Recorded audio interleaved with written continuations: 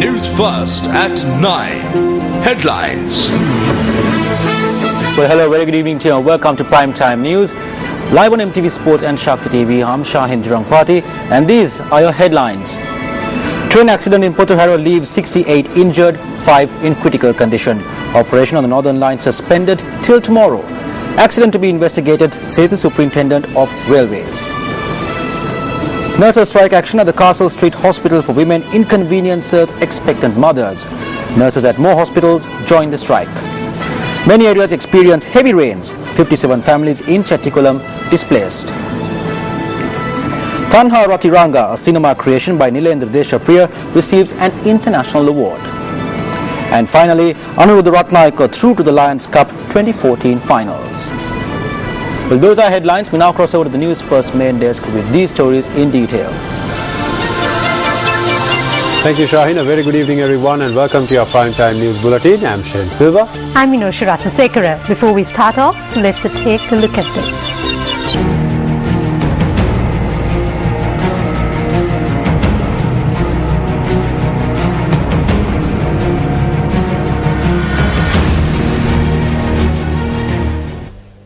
Well, the footage you just witnessed was captured at the Potohara railway station in Kurunegala this morning.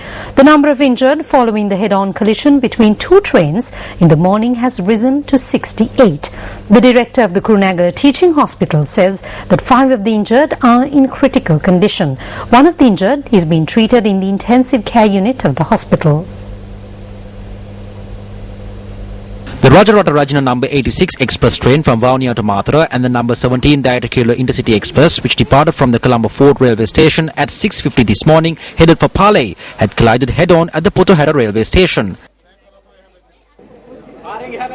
The accident occurred at about 8:45 a.m. this morning.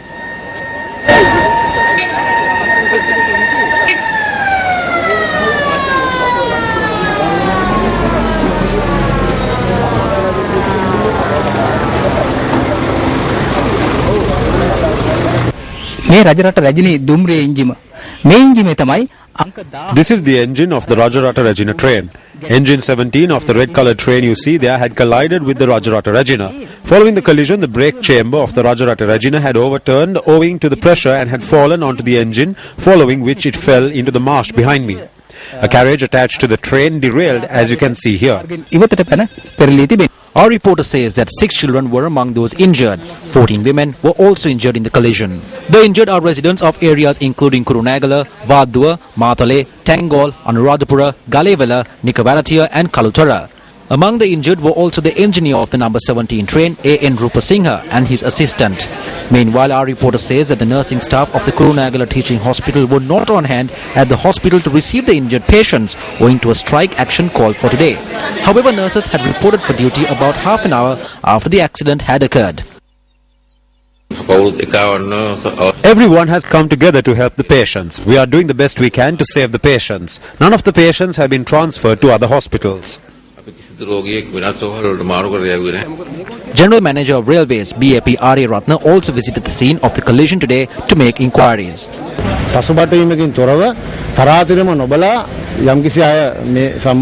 If there are certain persons who should be held responsible for this, we will take severe action against them without hesitation, regardless of their status. There is evidence we can see with our own eyes at present. It is evident that the train had proceeded without a signal being given. We will look into whether there were any weaknesses with the signal system. We will look into all matters, including whether corrections need to be made.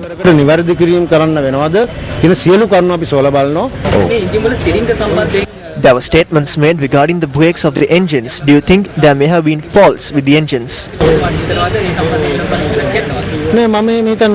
No, I do not think so. Even in the case of a road accident, the first thing people say is that there were no brakes. There were no such complaints here. The assistant engineer on engine number 17 had this to say on the collision. I said the front brakes were not working. I kept hitting the brakes but they were not engaging and then we collided. The Transport Minister Kumara Welgama also visited the scene today. As far as we can see at present, the signal had not been given. There had been some mistake. The turning point had not been signalled for the express train to move forward. I must mention at this occasion that the Department of Railways will pay considerable compensation to the injured patients who have been hospitalized. In addition to the investigation carried out by the Department of Railways, it is possible to appoint a retired judge as an independent committee.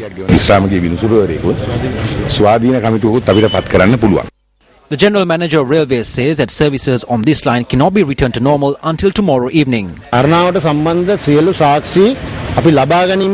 We will not move these carriages until we have obtained all evidence with regard to this incident. That could affect the inquiry. We hope to complete this process by tonight and commence a clean-up operation. While returning normalcy will be difficult, we hope to at least operate one train on one of the tracks by tomorrow evening for the convenience of the passengers.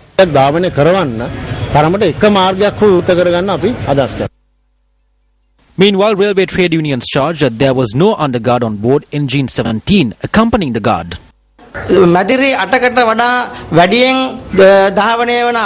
When a train with more than 8 compartments is travelling, there is a law that a guard as well as an underguard should be aboard the train. This train had 12 compartments and only one guard was on board. We see this as a violation of that law. Our reporter says that security officers of the Department of Railways, the police, army and special task force are providing security at the scene of the collision.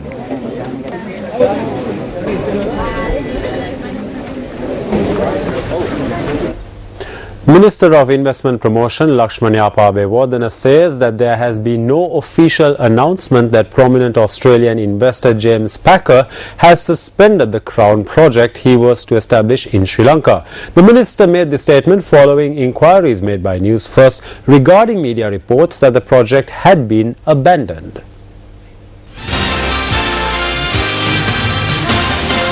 Major protests were held in the recent past against the granting of tax holidays for the Crown Sri Lanka Hotel complex proposed to be constructed on Dr. Vijayawardhan Mawatha in Colombo under the Strategic Development Projects Act. The protests were prompted by allegations that the project would establish casinos in the country. However, the government reiterated that authorization for the establishing of casinos would not be given and tabled the relevant orders under the Strategic Development Project Act in Parliament on Friday with amendments. However, Australian media reported today that uncertainty has arisen around the project. Minister of Investment Promotion Lakshman Yapabewardena expressed these views on the matter on the press release program telecast on Sirasa TV this morning. We did not facilitate James Packer to establish casinos in Crown in any way. It is possible that the investor could abandon this project owing to the influence in the country and the wrongful opinions. There are plenty of other countries where he can invest without any problem. They could take these investments to those countries. If the Crown Corporation takes such a decision, those who create such unnecessary opinions in the country based on lies must take responsibility for it. The finance director of the Crown Corporation will have to inform us that they will not be investing in Sri Lanka.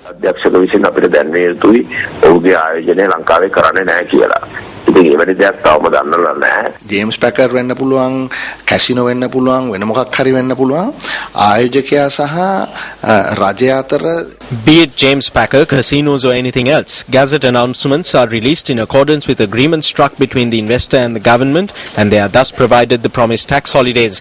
They are trying to say now that the agreement struck with James Packer on the 27th of June 2013 to establish casinos is now invalid. So James Packer says that it cannot be invalidated in this way. What has happened here is that there has been a breakdown in trust between the investor and the government. මෙතනදී වෙලා තියෙන්නේ ආයෝජකයා සහ රජය අතර තිබිච්ච යම්කිසි විශ්වාසය මෙතන බිඳ වැටලා තියෙනවා. Nearly 57 families from Chettikulam in the Vavuniya district have been displaced due to the adverse weather. According to the Disaster Management Centre, a landslide warning was issued for a period of 24 hours for several districts that will end at 10 tonight. Meanwhile, the highest rainfall for a period of 24 hours that ended at 8:30 this morning was recorded from Bandarawela. The landslide warning was issued to the Kandy and Matale districts, the Rattata Divisional Secretariat area and Bandarawela. A warning has been issued for risk-prone areas. What is the latest development? Persons residing in Bandarawela in the Badulla district, Rattura in the Matale district and all the divisional secretariats in the Kandy district need to be cautious of their surroundings. If these areas continue to receive heavy rainfall during the next 24 hours, this warning will be in effect until 10 tonight. Will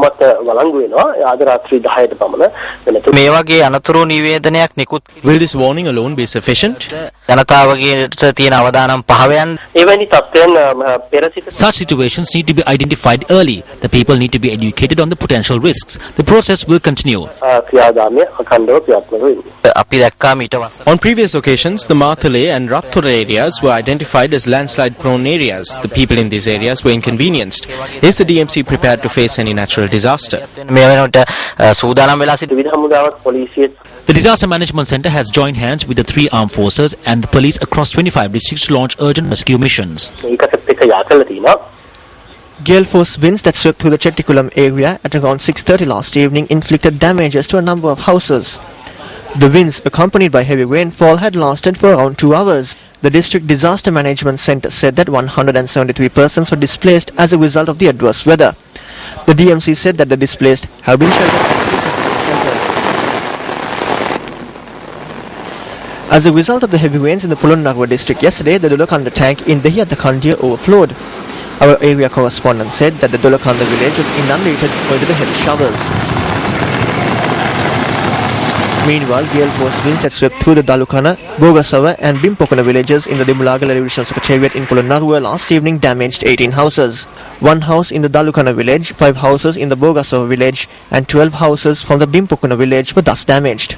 Our correspondent in the area said that the electricity supply to the Bimpokana villages was disrupted due to the adverse weather. Furthermore, 10 houses in the Senaradgama village in Madrigiri, Polonnaruwa were damaged by gale force winds.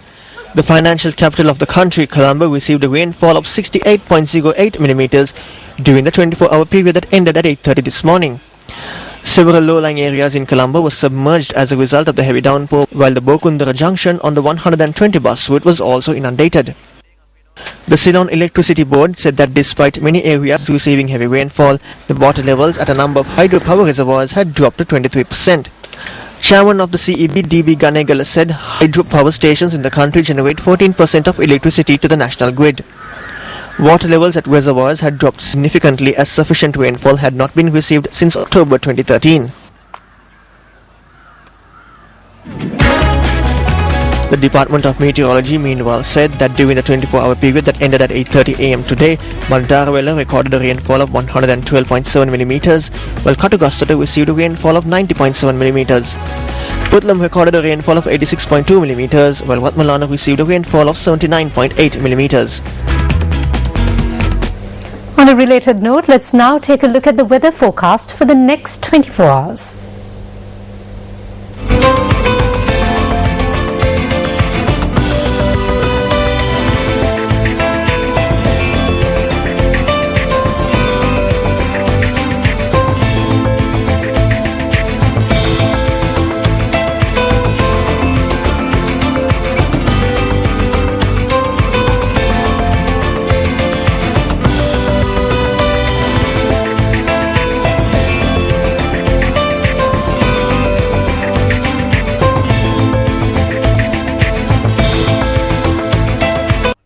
The persisting conflict between those in favour of providing labour room training to nurses and those against has contributed to the continuing strike action at numerous hospitals. The nurses at the Castle Street Hospital for Women joined this strike action yesterday. Nurses attached to the Castle Street Hospital for Women stepped away from their duties last evening in protest against the doctors. The nurses said that they stepped away from their duties against a doctor who opposed the labour room training and to protest a verbal assault. Pregnant mothers arrived to the clinic at the Castle Street Hospital for Women in this manner. However, they were not able to attend today's clinics.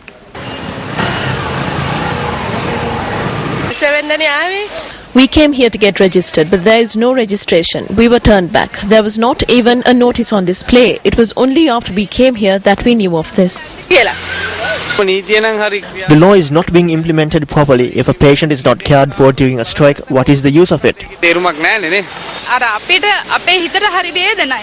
We are in pain. We are facing numerous issues. We are pleading to at least think of the people and render some justice. Close to 50 infants are born at this hospital on a daily basis. The Castle Street Hospital for Women is equipped with an intensive care unit and a premature baby unit. Mothers lament that the functioning of these units has been hampered as a result of this strike action. Subsequent to a discussion with the authorities, the nurses attached to the Castle Street Hospital for Women abandoned their strike action. However, the strike action launched by the nurses of the Kurunegala Teaching Hospital continued today against the midwives reporting for duty with labour room equipment purchased at their personal cost. The doctors and the attendants try to do their duty. If one person goes for trade union action, that's fine. But over here, this situation is taking place in a very unruly manner. This is unfair. A majority of the patients have discharged themselves and gone home. Kurunegala branch secretary of the Public Services United Nurses Association, Krishanti Ganga Kumari, said that the emergency ward at the hospital was in operation. Meanwhile, yesterday, doctors at the Kalutara General Hospital objected to a group of nursing students with no labour room training entering the obstetrics and the gynecology ward of the hospital in an illegal manner.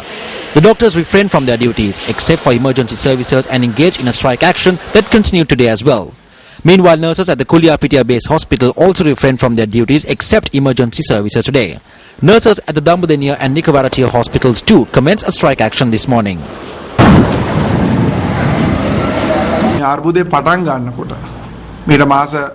Over 4 or 5 months ago, when this issue cropped up, we mentioned that the innocent patients are the ones who will have to pay the price for this.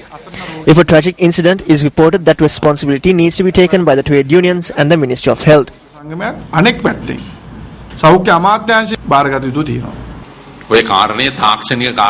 This is a technical matter. This issue cannot be solved by only the minister or another lone party. This affects the trade unions and the specialists. I have appointed an expert committee. The labour room process is something done by the doctor, the nurse and the midwife. This is a team effort.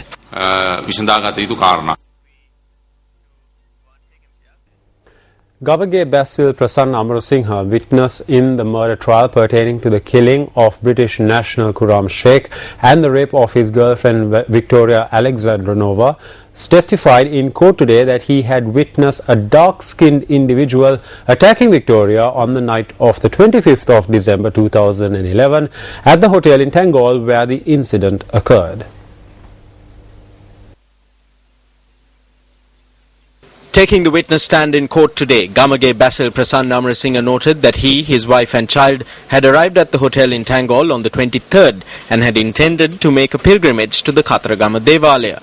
He added that while the Christmas party was underway on the 25th, he had been in his room and that he had come outside after midnight when he heard a loud argument in which profanity was used.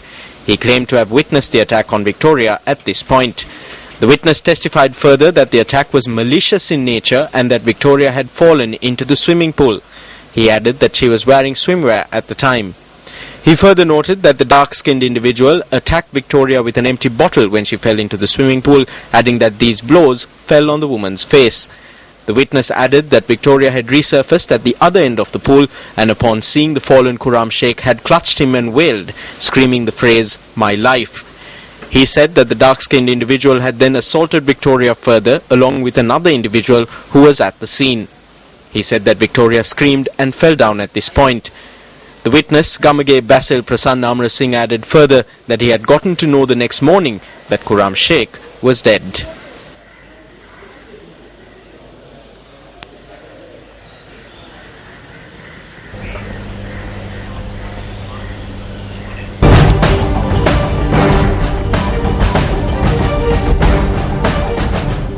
President Mahinda Rajapaksa, who is on an official visit to the Kingdom of Bahrain, met with the Sri Lankan expatriate community. The president's spokesperson and international media unit said that the meeting took place at a hotel in Bahrain. Speaking to those who were gathered at the event, the head of state said that Sri Lanka is happy to establish diplomatic ties with Bahrain following a long period of time. He added that following the opening of the embassy, cooperation between the two countries had increased and the government has been able to better serve the Sri Lankans living in Bahrain.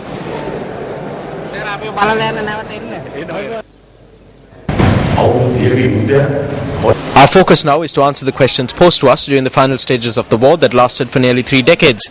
It is in light of these issues that we are achieving development and growth. In this backdrop, our businessmen want to venture into the international market.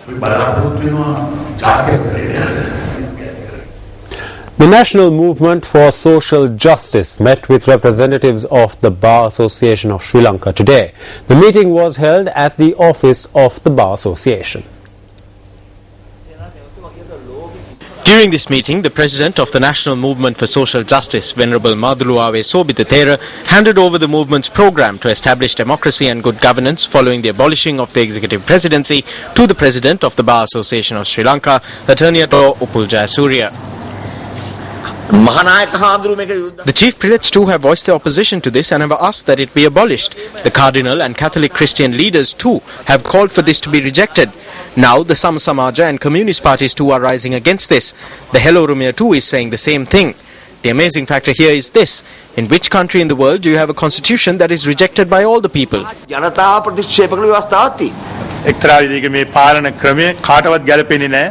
In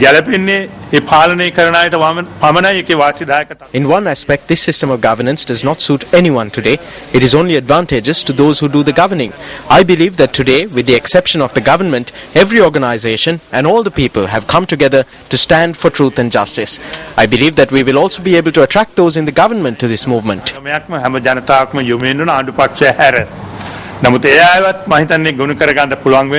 අධිකරණයේ ස්වාධීනත්වයට බරපතල පහරක් එල්ල වෙමින් පවතින අවස්ථාවක් මේ.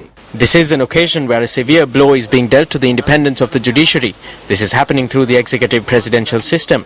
As you have said, you have made these submissions, these proposals to unite and protect democracy at a time when this field is being harmed immensely. I wish to respectfully note that we will inquire into the views of the legal fraternity regarding these proposals and that we will not hesitate to present proposals if necessary. අදහස් විමසලා ඒ පිළිබඳව අපි මේ සඳහා යෝජනා ඉදිරිපත් කිරීමට අවශ්‍ය නම් අපි නොපැකිලෙන බව ඉතාමත් ගෞරවපූර්වකව ප්‍රකාශ කිරීමට කැමැතියි. The Around the World team, who are spreading awareness on the World Conference on Youth 2014, are currently in Russia. The team commenced their journey on the 26th of March and will conclude their journey on the 5th of May, prior to the launch of the World Conference on Youth. Newsfirst, Ramesh Bandara reports. Around the World in 40 days. The Around the World team toured the iconic Red Square in Moscow today. We were able to witness preparations in full swing for the May Day and Victory Day celebrations, which falls on the 1st of May and the 9th of May, respectively. Red Square is often considered the central square of Moscow and all of Russia because Moscow's major streets originate from this square. The square separates the Kremlin, the former royal citadel and current official residence of the President of Russia, from the historic GUM department store. To the north of the square is the National Museum, while the St. Basil's Cathedral lies to the south. The Kremlin and Red Square were together recognized as a UNESCO World Heritage Site in 1990 due to their links to Russian history since the 13th century. Preparations are in full swing to celebrate the Victory Day parade here at the Red Square in Moscow, Russia. And today we conclude our journey to Russia. For the Newsfirst team, I'm Ramesh Bandara with Yasrat Kamal Siri from Moscow, Russia.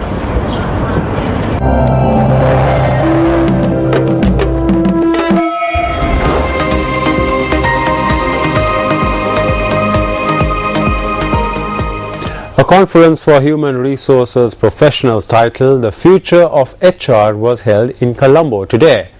The conference was conducted by renowned international human resources guru Professor Dave Ulrich. Dave Ulrich is a professor at the Ross School of Business, University of Michigan, and has helped generate award-winning databases that assess alignment between strategies, organization capabilities, HR practices, HR competencies, and customer and investor results. This conference was attended by the top human resources professionals in the country. The interactive sessions saw the participation of the audience, and the main point that was discussed was HR outside and in. Newsfirst was the exclusive media partner for the event.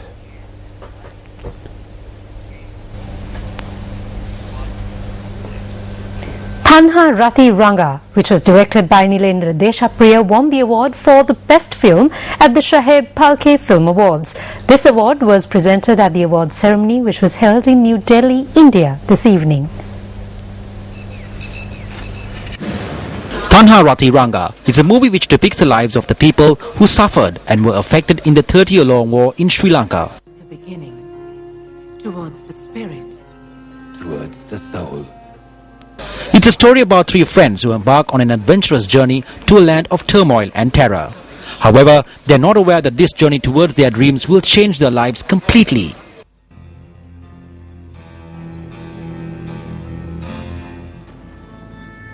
The award ceremony is held every year to celebrate the birthday of the founder of the Indian film industry, Shaheb Palke.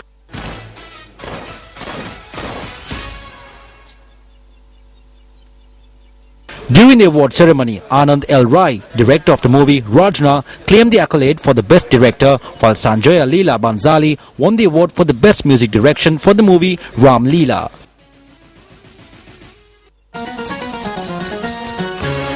The award for the best screenplay was presented to Suhash Kapoor for Jolly LLB.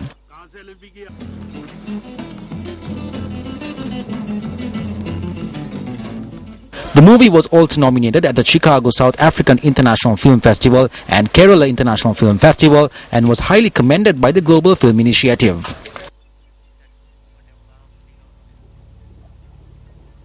A film by Nilendra Deshapriya. I believe that the award received by Tanha Rati Ranga for Best Film is a tribute to the entire crew who worked on the film, including the technical staff, the actors and actresses and everyone else. While I believe that receiving an award or an accolade for the film is important, I feel it is more important that the viewers in our country be able to see it. Arrangements for this will be made in the very near future.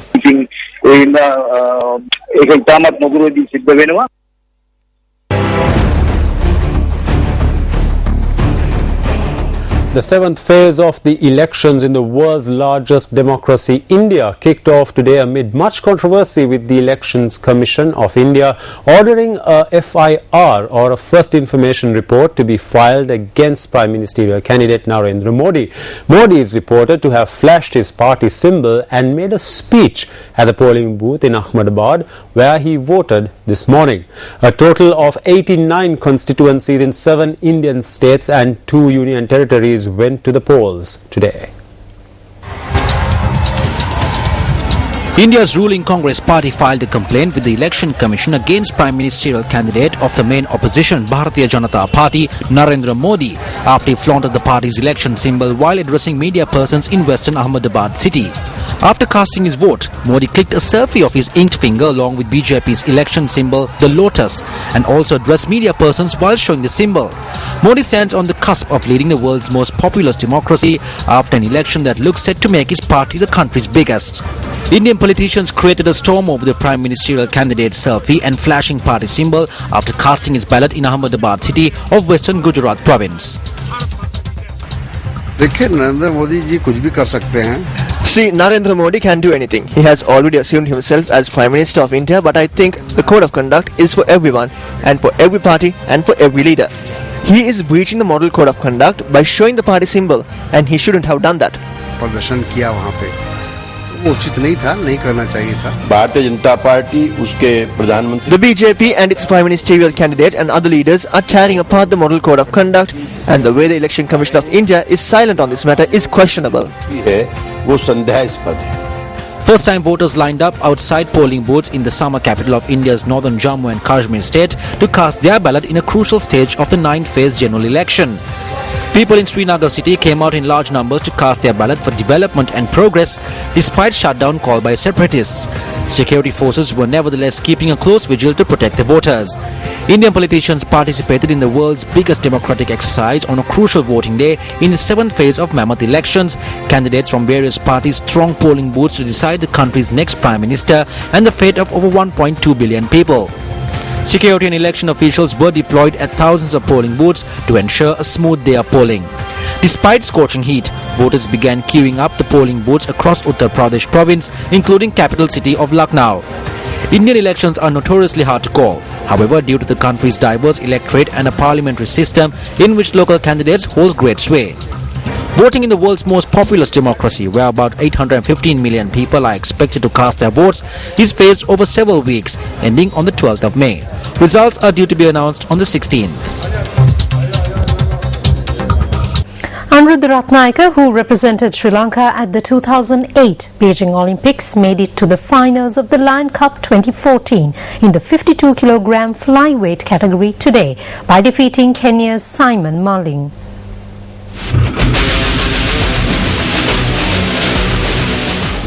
Day 3 of the Lions Cup 2014 kicked off today at the Sugatadasa Indoor Stadium. Didi Saparamadu, who competed in the 60 kg lightweight category, also made it to the finals.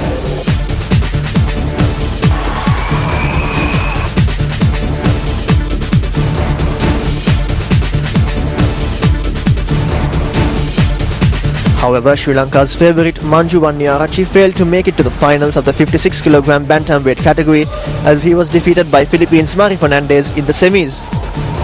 NGS Jayavira, who also competed in the bantamweight class, suffered defeat in the semi-finals. Meanwhile, Anuruddha Gunatilaka, who competed against a boxer from Belgium, made it to the finals of the 60 kg lightweight category.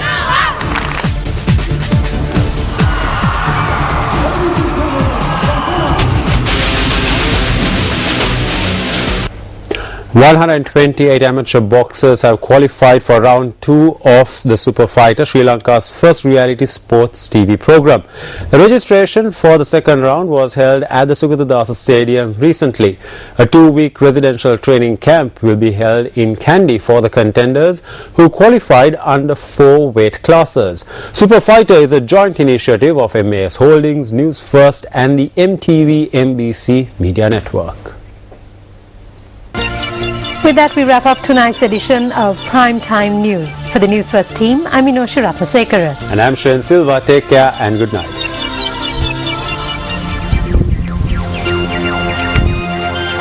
Hotline 0114-896-896. www.newsfirst.lk.